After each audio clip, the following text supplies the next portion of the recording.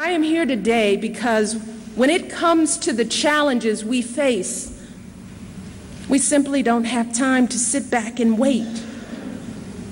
I'm here because I believe that each of you is ready, right here and right now, to start meeting these challenges. And I am here because I know that true leadership, leadership that lifts families, leadership that sustains communities and transforms nations, that kind of leadership rarely starts in palaces or parliaments. That kind of leadership is not limited only to those of a certain age or status. And that kind of leadership is not just about dramatic events that change the course of history in an instant. Instead, true leadership often happens with the smallest acts, in the most unexpected places, by the most unlikely individuals. So make no mistake about it, there are still so many causes worth sacrificing for. There is still so much history yet to be made. You can be the generation that makes the discoveries and builds the industries that will transform our economies.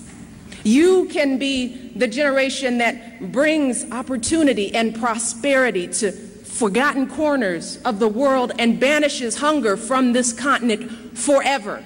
You can be the generation that ends HIV/AIDS in our time, the generation that fights not just the disease, but the stigma of the disease. The generation that teaches the world that HIV is fully preventable and treatable and should never be a source of shame. You can be the generation that holds your leaders accountable for open, honest government at every level.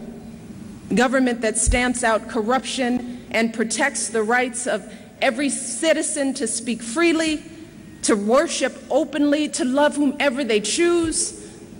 You can be the generation to ensure that women are no longer second-class citizens, that girls take their rightful places in our schools.